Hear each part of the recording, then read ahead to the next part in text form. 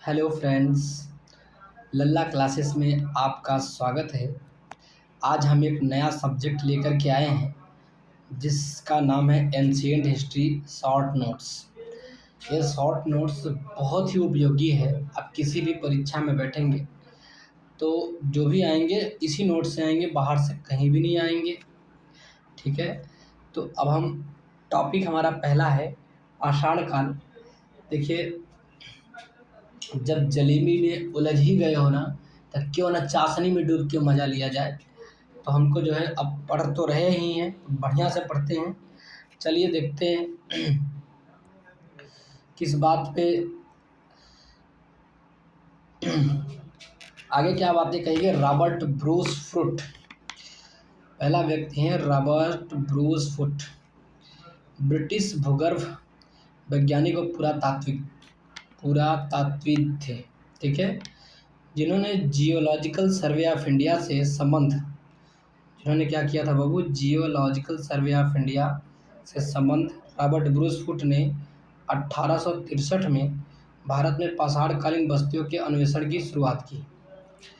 तो पहला नाम आप याद रख लो, रॉबर्ट ब्रूस फुट पहला व्यक्ति है जिन्हें भूगर्भ वैज्ञानिक और पुरातात्विक बोलते हैं। इनको भूगर्भ वैज्ञानिक बोलते थे, पुरातात्विक बोलते थे। जियोलॉजिकल सर्वे ऑफ इंडिया से संबंध है इनका, रॉबर्ट ब्रूस फुट का। 1863 में भारत में पाषाणकालीन बस्तियों के अन्वेषण की शुरुआत की। तब भारत में जो पाषाणकालीन बस्ती है ना, उनके अन्वेषण की शुरुआत कब है? 1863 में। कौन करेगा? Robert Bruce foot. ठीक है, रॉबर्ट ब्रूस फुट ने किया था, 1863 में किया था। किसकी? पाषाणकालीन बस्तियों की अन्वेषण करी थी। आगे हम देखेंगे डेनमार्क के कोपेनहेगन संग्रहालय में 1820 में एक आयोग की रिपोर्ट के अनुसार सामग्री के आधार पर पाषाण, कांस्य और लौह युग का त्रियुगी विभाजन थॉमसन ने किया था। ठीक है, थॉमसन नाम का एक बंदा आता है, हाँ, जिन्होंने कहा कि पाषाण, ठीक है, कांस्य और लौह युग का 3 स्तरीय विभाजन कर दिया। पाषाण के आधार पर विभाजन कर दिया, कांस्य के आधार पर विभाजन कर दिया और लौह युग का विभाजन कर दिया। कब? 1820 में डेनमार्क के कोपेनहेगन संग्रहालय में ऐसा हुआ था। कहाँ पे बाबू? डेनमार्क के कोपेनहेगन संग्रहालय में ऐसा हुआ था। ठीक है, अगली बातें क्या कही जाती है। ठीक है, अगली बातें के बारे में थोड़ा सा हम देखेंगे कि मध्य पाषाण काल के अंतिम चरण में, जब हम मध्य पाषाण काल के अंतिम चरण में चलेंगे, पशुपालन के साक्ष्य प्राप्त होने लगते हैं। ठीक है बाबू, मध्य पाषाण काल के अंतिम चरण में चलेंगे। कहाँ पे अंतिम चरण में चलेंगे? तो पशुपालन, किसके? पशुपालन के जो है साक्ष्य क्या होने लगते, प्राप्त होने लगते हैं। आदमगढ़ एमपी तथा बागौर भीलवाड़ा राजस्थान। ठीक है, इतना जान लो, बागौर जो है भीलवाड़ा राजस्थान में है। तो आदमगढ़ से और बागौर से, 2 जगह से पशुपालन के साक्ष्य मिले। कब मिले बाबू? मध्य पाषाण काल में मिले थे। आदमगढ़ और बागौर, 2 ऐसे जगह। आदमगढ़ कहाँ पे पड़ता है? मध्य प्रदेश में पड़ता है। और बागौर कहाँ पड़ता है बाबू? भीलवाड़ा राजस्थान में पड़ता है। ठीक है, इतनी चीज़ें आपको याद होनी चाहिए। और आगे चलिए, देखिए मध्य पाषाण कालीन महदाह कहाँ पे है बाबू? यूपी में है। से बड़ी मात्रा में हड्डी एवं सींग निर्मित उपकरण मिले हैं।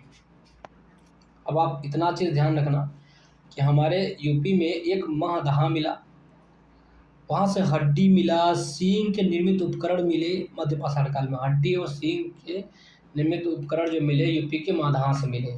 ठीक है, आगे हम देखेंगे जी.आर. शर्मा महदाह को 3 क्षेत्रों का उल्लेख करते हैं। जी.आर. शर्मा जी हैं, शर्मा जी महदाह को 3 क्षेत्रों को उल्लेख बताते हैं। एक झील क्षेत्र बता देते हैं, दूसरा बूचड़खाना को संकुल क्षेत्र, तीसरा कब्रिस्तान निवासी क्षेत्र। झील क्षेत्र, बूचड़खाना क्षेत्र और कब्रिस्तान निवासी क्षेत्र में महदाह को 3 क्षेत्रों में उल्लेख बताया है। तो बूचड़खाना जो होता है, हड्डी एवं सींग निर्मित उपकरण, आभूषण बड़े पैमाने पे मिले हैं। ऐसा बताया कि मगधा के जब बूचड़ खाना क्षेत्र में जाएंगे, संकुल क्षेत्र में, तो वहाँ हड्डी मिली, सींग के निर्मित उपकरण मिले, आभूषण बड़े पैमाने पे मिले। ये ऐसी बातें बूचड़ खाना संकुल क्षेत्र में बात करी गई। उन्होंने बताया यहाँ पे इतना चीज़ मिला। और उसके बाद में कब्रिस्तान निवास क्षेत्र दिखाई दिया। क्या दिखाई दिया बाबू? कब्रिस्तान निवास क्षेत्र दिखाई दिया। सराय नाहर से भी हड्डी के उपकरण मिले हैं, उससे निर्मित आभूषण भी मिले। ठीक है, तो सराय नाहर से भी हमें क्या मिला है बाबू? हड्डी के उपकरण मिले हैं और जिससे आभूषण बनाया गया है। क्या बनाया गया है बाबू? आभूषण बनाया गया। सराय नाहर से भी हड्डी के उपकरण मिल गए और उससे निर्मित आभूषण बनाए गए हैं। ठीक है बाबू, आगे हम अब देखेंगे पश्चिम से पूरब के क्रम में मध्य पाषाणिक स्थल है। पश्चिम से हम पूरब के क्रम में चलेंगे तो मध्य पाषाणिक स्थल है। मगधा कहाँ पे बाबू? यूपी में है। यहाँ पे आपको मालूम है कि क्या मिला? हड्डी से निर्मित उपकरण भी मिले। लखैया जो है बाबू ये मिर्ज़ापुर में है। लखैया कहाँ पे है बाबू? यहाँ मिर्ज़ापुर में है। लखैया कहाँ पे है बाबू? मिर्ज़ापुर में है। पैसरा कहाँ पे मिलेगा बाबू? बिहार में मिलेगा। पैसरा कहाँ से देखने को मिलेगा? बिहार में। बीरभानुपुर कहाँ मिलेगा? पश्चिम बंगाल में देखने को मिलेगा। ठीक है, तो पश्चिम से पूरब की देखा है, मध्य पाषाणिक स्थल की बात करा है तो मगधा पहले देखेंगे। उसके बाद में मगधा जहाँ पे यूपी में, लखनिया हमारे मिर्ज़ापुर में है। ठीक है, फिर उसके बाद पैसरा बिहार में है। उसके बाद बीरभानुपुर पश्चिम बंगाल में है। पैसरा कहाँ पे बाबू? बिहार में। बीरभानुपुर पश्चिम बंगाल में। तो पश्चिम से पूरब की ओर हम जो है मध्य पाषाणिक स्थल को दर्शा लिए। तो मगधा भी मध्य पाषाणिक स्थल है, लखैया भी मध्य पाषाणिक स्थल है, पैसरा जो बिहार में वो भी मध्य पाषाणिक स्थल है, और बीरभानुपुर वो भी मध्य पाषाणिक स्थल है। बीरभानुपुर कहाँ है बाबू? पश्चिम बंगाल में है। ठीक है, आगे हम क्या देखते हैं बाबू? कहा गया है कि यूपी के प्रतापगढ़ जिले में स्थित सराय नाहर राय, तो यूपी का एक प्रतापगढ़ जिला है जो हमारे घर से ज़्यादा दूर नहीं है, में स्थित सराय नाहर राय मगधा तथा दमदमा का उत्खनन हुआ है। तो प्रतापगढ़ जिले से ही सराय नाहर राय, मगधा और दमदमा, तीन चीज़ें आते हैं। सराय नाहर राय, मगधा और दमदमा, तीन चीज़ जो है कहाँ पे? प्रतापगढ़ में मिलेंगे, यूपी के प्रतापगढ़ जिले में। यहाँ से क्या हुए हैं बाबू? मिले हैं। यूपी के प्रतापगढ़ जिले में स्थित सराय नाहर राय, मगधा तथा दमदमा का उत्खनन हुआ है। क्या हुआ है बाबू? इन तीनों चीज़ का उत्खनन हो गया है। आगे हम देखेंगे दमदमा में कुल 41 मानव समाधान ज्ञात हुए हैं। दमदमा में कितने मानव समाधान है? तो 41। अब जिसको दमा हो जाएगा तो मरेगा ही। तो दमदमा में 41 मानव समाधान ज्ञात हुए हैं। 5 समाधान उनमें से युग्म समाधान है, जो जोड़ेगा है। 5 समाधान कैसा है बाबू? युग्म समाधान है। कैसा समाधान है बाबू? तो युग्म समाधान है 5। 5 समाधान युग्म समाधान है। एवं एक समाधान में 3 मानव कंकाल एक साथ मिले। एक समाधान में जो है 3 मानव कंकाल एक साथ मिले। एक समाधान में 3 मानव कंकाल एक साथ मिल गए। मतलब कि ऐसा लगा कि मतलब युग्म समाधान 2 मानव कंकाल थे, फिर एक में क्या हुआ कि 3 मानव कंकाल एक साथ मिले, शेष से एक एक कंकाल मिले। शेष से जो है जितने बचे होंगे एक एक कंकाल मिले। तो कोई पूछे कि दमदमा में कितने मानव समाधान है? तो 41 है। ठीक है, जिनमें से 5 समाधान जो है युग्म समाधान की बात करता है। 5 समाधान किसकी बात करता है बाबू? युग्म समाधान की बात करता है। और एक समाधान की बात करें तो उसमें 3 मानव कंकाल मिले हुए हैं और शेष में एक एक मानव कंकाल मिले हैं। कोई दिक्कत नहीं होनी चाहिए। आगे चलते हैं। देखो, एक एक चीज़ समझा दूंगा मैं, उसको टेंशन लेने की बात नहीं है, बस ध्यान से आसानी समझते चलो। सब समझने पे डिपेंड है, रटने से कुछ नहीं होता, समझना है। खाद्यान्नों का उत्पादन सर्वप्रथम, खाद्यान्न का उत्पादन की बात करें तो सर्वप्रथम नवपाषाण काल में हुआ। खाद्यान्न का उत्पादन सबसे पहले कहाँ पे होगा? नवपाषाण काल में होगा। इसी काल में मनुष्य कृषि कर्म से परिचित हुआ। तो कोई भी बंदा पूछे कि सबसे पहले खाद्यान्न कब आएगा, तो आप बताओ कि इसका उत्पादन जब होने लगा तो नवपाषाण काल में होने लगा था। और इसी काल में, नवपाषाण काल में ही मनुष्य कृषि कर्म से परिचित हो गया। ठीक है, आगे हम चलते हैं। कहा गया कि भारत में मानव का सर्वप्रथम साक्ष्य नर्मदा घाटी में अवस्थित हथनौरा, कौन सा बाबू, नर्मदा घाटी में स्थित ये हथनौरा, हथनौरा ना, नर्मदा घाटी में स्थित हथनौरा सिरोह एमपी से प्राप्त। इसकी खोज अरुण सोनकिया द्वारा 1982 में किया गया था। ठीक है, तो कहने का मतलब कि भारत में मानव का सर्वप्रथम साक्ष्य जो मिला बाबू, नर्मदा घाटी में एक हथनौरा जगह है। नर्मदा घाटी में हथनौरा जगह सिरोह एमपी में पड़ता है। यहीं से खोज करी गई। और सोनकिया, एक बंदा है अरुण सोनकिया, उसने 1982 में खोज किया हथनौरा का। 1982 में खोज किसका किया बाबू, हथनौरा का। ठीक, कहाँ पे, नर्मदा घाटी में स्थित है, कोई दिक्कत नहीं है। मानव द्वारा सर्वप्रथम प्रयुक्त अनाज, अच्छा, मानव ने सबसे पहले सर्वप्रथम प्रयुक्त अनाज की बात करें तो जवा सबसे पहले मानव ने पैदा कर लिया।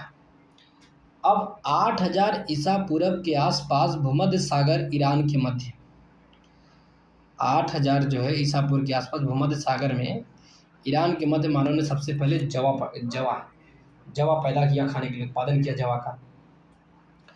10वीं बातें क्या कही जा रही, कह रही भारतीय उपमहाद्वीप में, अच्छा, भारत का जो उपमहाद्वीप है उसमें कृषि के प्राचीनतम साक्ष्य प्राप्त हुए लहुरा देव यूपी के संत कबीर नगर जिले से प्राप्त हुए। कहने का मतलब कि भारतीय उपमहाद्वीप में कृषि के प्राचीनतम साक्ष्य प्राप्त हुए। तो ठीक है, प्राप्त हुए, कहाँ से प्राप्त हुए, लहुरा देव यूपी के संत कबीर नगर जिले से प्राप्त हुए। यूपी में एक संत कबीर नगर जिला है, वहीं पे लहुरा देव है, वहीं से हमको कृषि के प्राचीनतम साक्ष्य प्राप्त हुए हैं, पुराने साक्ष्य प्राप्त हुए हैं लहुरा देव से। आगे क्या बातें कही गई हैं, यहाँ से 9000 से 7000 बीसी के बीच चावल के साक्ष्य प्राप्त हैं। तो चावल के साक्ष्य प्राप्त हैं बाबू 9000 से 7000 के बीच में चावल के साक्ष्य प्राप्त हुए हैं। नवीनतम खोज के पूर्व भारतीय उपमहाद्वीप का प्राचीनतम कृषि साक्ष्य वाला स्थान मेहरगढ़ था। पहले, नवीनतम खोज के पहले जो है भारतीय उपमहाद्वीप का प्राचीनतम कृषि साक्ष्य वाला स्थल क्या था, मेहरगढ़। मेहरगढ़ जो कि पाकिस्तान में है। मेहरगढ़ कहाँ है बाबू, पाकिस्तान के बलूचिस्तान में स्थित है। और सबसे पहले साक्ष्य वहीं मिलता था जब से जो है लहुरागढ़ की खोज जब हुई, सबसे पहले यहाँ मिलने लगी। ठीक है, स्थल कोल्डिहवा, यानी जबकि प्राचीनतम चावल के साक्ष्य वाला स्थल है कोल्डिहवा। प्राचीनतम चावल के साक्ष्य वाला स्थल है कोल्डिहवा, जो प्रयागराज में बेलन नदी माना जाता है। और कोल्डिहवा से भूसी के साक्ष्य मिले हैं। भूसी के साक्ष्य कहाँ से मिलेंगे, कोल्डिहवा से। और कोल्डिहवा कहाँ है, प्रयागराज में बेलन नदी है। तो बेलन नदी से होकर के ही हम लोग अपने दीदी के घर जाते हैं ना, तो वही बेलन नदी से, मतलब कोल्डिहवा से ही भूसी के साक्ष्य मिले हैं। ये बात याद रखना। सबसे पहले जो प्राचीनतम साक्ष्य कृषि के मिलते हैं थे तो मेहरगढ़ पाकिस्तान मिलते थे। जब लहुरा देव की खोज हो गई ना, तो यूपी के संत कबीर नगर जिले में, तो भारतीय उपमहाद्वीप में बात करें तो कृषि के प्राचीनतम साक्ष्य कहाँ मिलेंगे, लहुरा देव यूपी में मिलेंगे बाबू। और लहुरा देव यूपी में, संत कबीर जिले में मिलेंगे। ठीक है, अब आगे हम बढ़ते हैं। आगे बढ़ करके एक चीज़ देखते हैं कि क्या कह रहा है। भारत में पशुपालन एवं कृषि के प्राचीनतम साक्ष्य प्राप्त हुए हैं तो मेहरगढ़। भारत में यदि कोई पूछे कि सबसे पहले पशुपालन के और कृषि के साक्ष्य प्राप्त मिलेंगे तो मेहरगढ़ पाकिस्तान के बलूचिस्तान में है। मेहरगढ़ कहाँ मिलेगा, देखने को मिलेगा बाबू, मेहरगढ़ पाकिस्तान के बलूचिस्तान में देखने को मिलता है। ठीक है, आगे हम देखेंगे यूपी जो है प्रागैतिहासिक काल से ही समृद्ध सांस्कृतिक विरासत का धनी रहा है। तो जी हाँ, रहा है भाई, प्रागैतिहासिक काल से ही समृद्ध सांस्कृतिक विरासत का धनी रहा है यूपी। कोई उसमें कहने की बात नहीं है, यूपी है, यूपी के शेर हैं हम लोग। आगे देखो, प्रदेश की बेलन नदी घाटी में स्थित कोल्डिहवा को लंबे समय विश्व में धान की खेती का प्राचीनतम प्रमाण माना जाता है अब लहुरा देव को हो गया है। कहने का मतलब ये है बाबू कि बेलन नदी घाटी में कोल्डिहवा जो है स्थित है जगह, जहाँ लंबे समय विश्व में धान की खेती का प्राचीनतम प्रमाण माना जाता रहा है। ठीक है, कहाँ पे? कोल्डिहवा को। अब किसको माना जा रहा है? लहुरा देव को माना कि लहुरा देव सबसे प्राचीन है, अब ऐसे माना जा रहा है। लेकिन भारत की बात करें, अपने प्रदेश की बात करें तो लहुरा कोल्डिहवा को माना जाता था, लेकिन अब किसको माना जा रहा है बाबू? लहुरा देव को माना जा रहा है। यूपी से प्राप्त प्राचीनतम कृषि अन्न जौ एवं धान के साक्ष्य महदहा से मिले हैं। अच्छा, यूपी में जौ और धान प्राचीनतम समय में कहाँ मिले हैं? तो महदहा से मिले हैं बाबू, महदहा। ठीक है, महदहा तो ये मध्य आषाढ़ काल की बातें करता है महदहा। ठीक है। तो जौ और धान की खेती मिले महदहा से मिले हैं यूपी में। यदि पूछा जाए कृषि और अन्न जौ धान की खाद जो खेती यूपी से प्राप्त कहाँ से हुए हैं बाबू? तो महदहा से प्राप्त हुए हैं। ठीक है, आगे हम देखेंगे प्राचीनतम स्थायी जीवन के प्रमाण सर्वप्रथम बलूचिस्तान के कच्छी मैदान स्थित मेहरगढ़ से मिले हैं। क्या प्राचीनतम स्थायी जीवन की बात करें सबसे पहले तो ठीक है, सबसे पहले बलूचिस्तान जाएंगे, वहाँ कच्छी मैदान स्थित मेहरगढ़ से मिले 7000 BC। कब? 7000 BC में ही मिल गए। ठीक है, ताम्रपाषाण युग को चालकोलिथिक कैल्कोलिथिक युग भी कहा जाता है। तो ये बात तो सही है कि चालकोलिथिक और कैल्कोलिथिक युग। ताम्रपाषाण युग को क्या कहा जाता है बाबू? चालकोलिथिक और कैल्कोलिथिक युग भी कहा जाता है ताम्रपाषाण युग को। ठीक है, आगे हम देखेंगे अहाड़। ये क्या है बाबू? अहाड़। अहाड़ जो है दक्षिण पूर्वी राजस्थान में स्थित है। अहाड़ कहाँ पे स्थित देखने को मिलेगा बाबू? राजस्थान के दक्षिण पूर्वी जगह पे मिलेगा। दक्षिण पूर्वी राजस्थान में अहाड़ देखने को मिलेगा। और अहाड़ में लोग कृषक एवं पशुपालक थे। वाह, अहाड़ में लोग कृषक थे, पशुपालक थे, और वे गेहूँ जौ चावल से परिचित हो गए थे। अहाड़ के लोग गेहूँ भी पैदा करने लगे थे, जौ भी चावल से परिचित हो गए थे। अन्य नाम जो है अहाड़ का ताम्बवती, तांबा वाला स्थान है ये। अहाड़ का अन्य नाम यदि कोई पूछे तो ताम्बवती तांबा वाला स्थान है। ठीक है, और अहाड़ में तांबा बहुतायत में उपलब्ध होता है। ठीक है, ये भी मालूम है। और यहाँ के निवासी तांबे को गलाकर मनचाही वस्तुएं तैयार करते हैं ना। तो अहाड़ के निवासी जो है तांबे को गलाएंगे और गला करके मनचाही वस्तु तैयार कर लेते हैं। ठीक है, और अहाड़ में काले लाल रंग मृदभांड की प्राप्ति हुई, जिन पर सफ़ेद रंग से आकृतियाँ उकेरी गई हैं ना।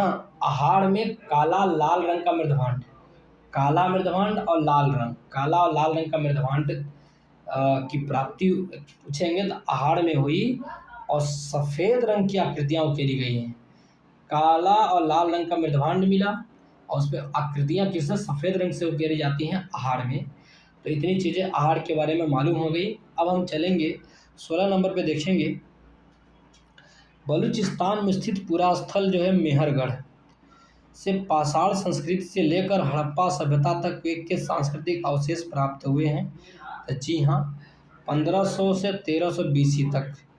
ठीक है, कोई दिक्कत नहीं है। बलूचिस्तान में स्थित जो मेहरगढ़ है पुरास्थल, पाषाण से लेकर के हड़प्पा सभ्यता तक सांस्कृतिक अवशेष प्राप्त होते हैं।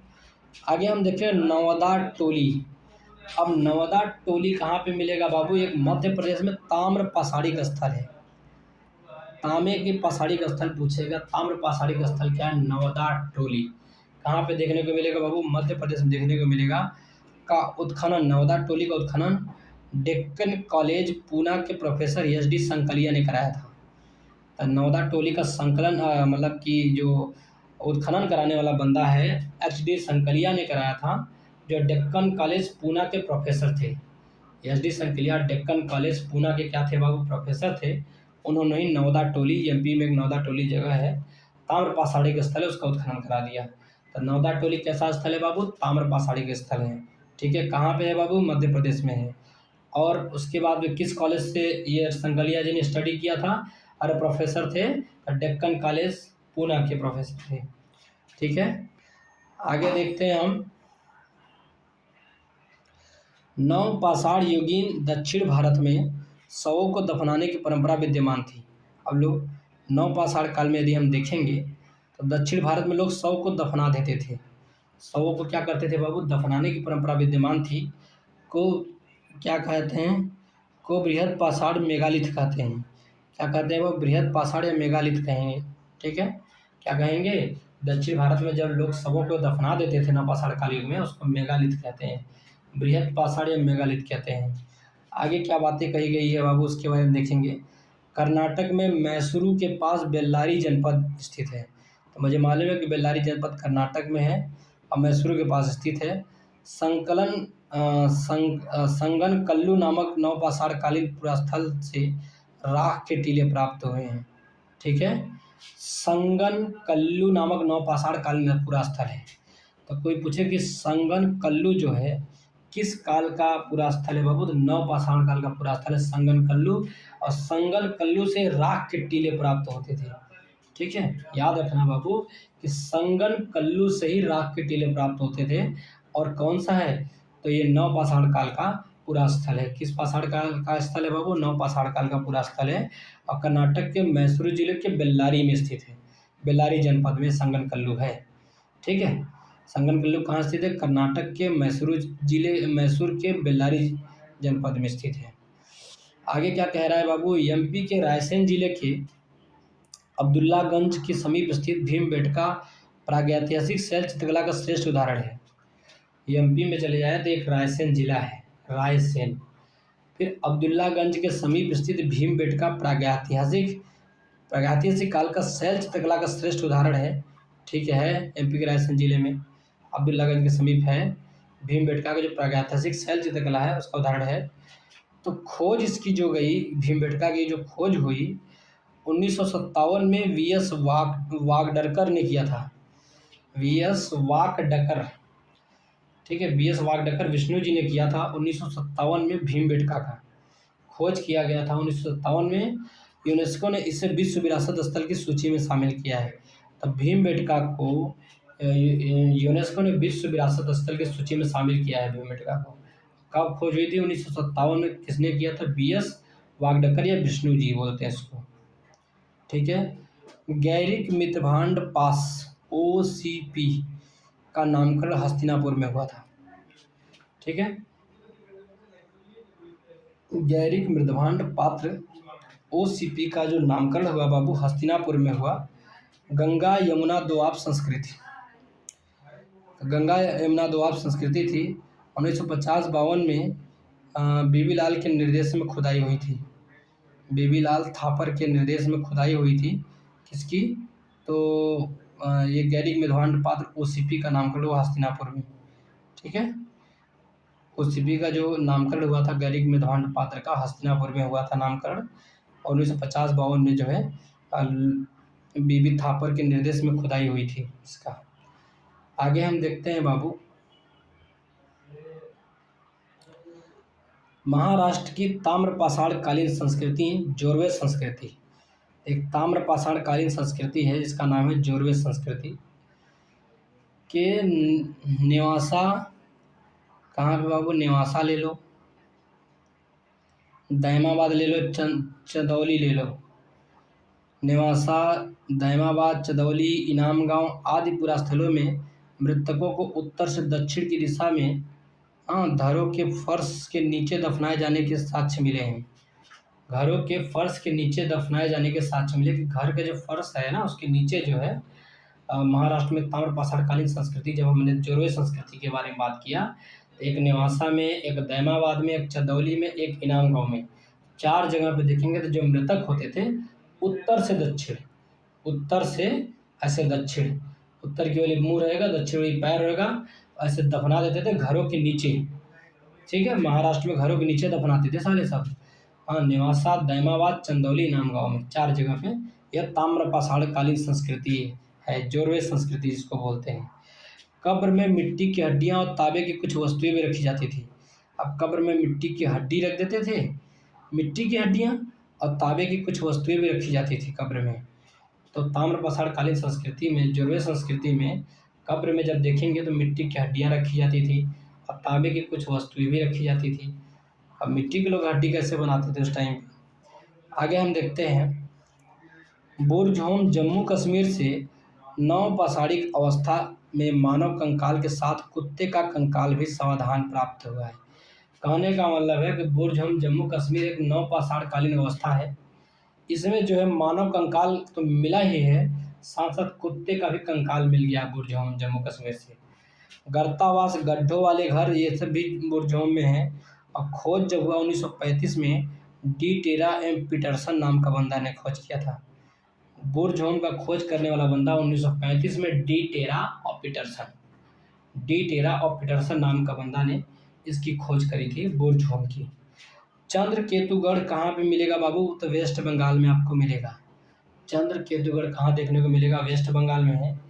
यह भी पुरातात्विक पूरा स्थल है, विद्याधारी नदी के तट पर स्थित है। तो कोई पूछे कि चंद्रकेतुगढ़ किस नदी के तट पर स्थित है बाबू? तो विद्याधारी। चंद्रकेतुगढ़ ब्लॉक विद्याधारी रहे, बहुत पढ़ा लिखा आदमी था। तो चंद्रकेतुगढ़ की जब भी बात हो, एक पुरातात्विक स्थल है बाबू पश्चिम बंगाल में, और वहीं पे विद्याधारी नदी है, उसी तट पर स्थित है। और टेराकोटा के कई उदाहरण यहाँ से प्राप्त हुए हैं। तो कोई पूछे कि चंद्रकेतुगढ़ से क्या प्राप्त किए होते हैं बाबू? तो टेराकोटा के कई उदाहरण यहाँ से प्राप्त हुए हैं। चंद्रकेतुगढ़ से टेराकोटा के कई उदाहरण यहाँ से प्राप्त हुए हैं। अब चंद्रकेतुगढ़ किस नदी पर है बाबू? तो विद्याधारा नदी पर है। ठीक है, किस नदी पर है? विद्याधारा नदी पर है। फिर पुरातात्विक स्थल था चंद्रकेतुगढ़ ना। आगे आता है गणेश्वर, राजस्थान में देखने को मिलेगा। ये ताम्रपाषाणिक पूरा स्थल है। गणेश भगवान की मूर्ति ज़्यादा बनाती है तो तांबे की होती है। तो समझ लो गणेश्वर जो है राजस्थान में ताम्रपाषाणिक पूरा स्थल, इसकी खोज रतन चंद्र अग्रवाल जी ने किया था गणेश्वर के। हाँ, गणेश्वर की खोज कौन करेगा? रतन चंद्र अग्रवाल। गणेश्वर राजस्थान में है, ताम्रपाषाणिक पूरा स्थल है ये गणेश्वर राजस्थान। और गणेश्वर राजस्थान का खोज करने वाला बंदा जो था रतन चंद्र अग्रवाल जी ने किया था। मछली पकड़ने का कांटा, विभिन्न प्रकार का मृदभांड यहाँ पे देखने को मिला है। तो मछली पकड़ने का कांटा, विभिन्न प्रकार के मृदभांड मिलने का काम कहाँ पे मिलेगा बाबू? तो हम गणेश्वर राजस्थान में देखेंगे तो मछली पकड़ने का कांटा भी देखने को मिलता है। सोचो गणेश्वर राजस्थान से। गणेश्वर राजस्थान का खोज करने वाला रतन चंद्र अग्रवाल जी बनिया जी हैं। कहता है रतन चंद्र अग्रवाल वाला।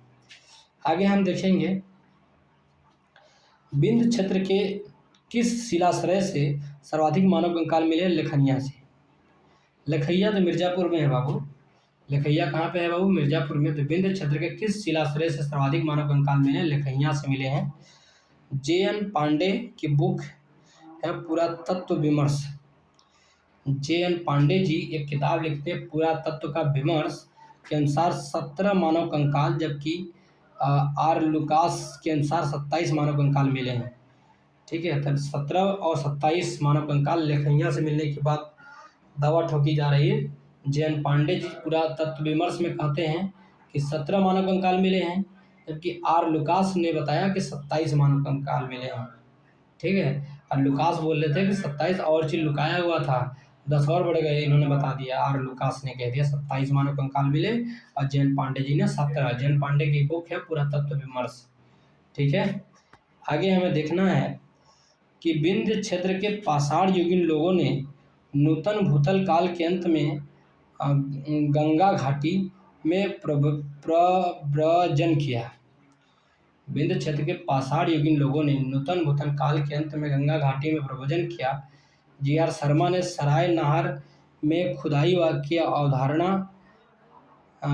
अवधारणा की बात करता है। जलवायु परिवर्तन के कारण इस काल में शुष्कता का चरण था।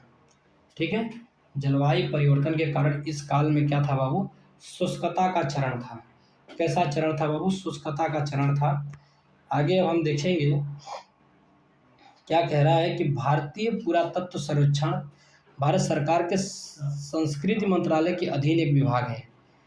ये दिमाग में डाल लेना। कौन से मंत्रालय? संस्कृति मंत्रालय के अधीन एक विभाग है भारतीय पुरातत्व सर्वेक्षण। ठीक है, भारतीय पुरातत्व का जनक किसे कहा जाता है? अलेक्जेंडर कनिंघम को भारतीय पुरातत्व का जनक कहा जाएगा। 1814 से 1893 क्या ही खाता था, जीता चला गया इतना दिन। भारतीय पुरातत्व का जनक किसी को बोलेंगे? अलेक्जेंडर कनिंघम जी हैं 1814 से 1893 में। राष्ट्रीय मानव संग्रहालय न्यू नेम क्या है राष्ट्रीय मानव संग्रहालय का? इंदिरा गांधी राष्ट्रीय मानव संग्रहालय कर दिया, एमपी में स्थित है, संस्कृत मंत्रालय के अधीन आता है। ठीक है, राष्ट्रीय मानव संग्रहालय इंदिरा गांधी राष्ट्रीय मानव संग्रहालय कर दिया इसका नाम, और एमपी में स्थित है, संस्कृत मंत्रालय के अंतर्गत आता है। ठीक है, अब हम देखेंगे सैंधव सभ्यता, उनकी समृद्धि कैसी रही है।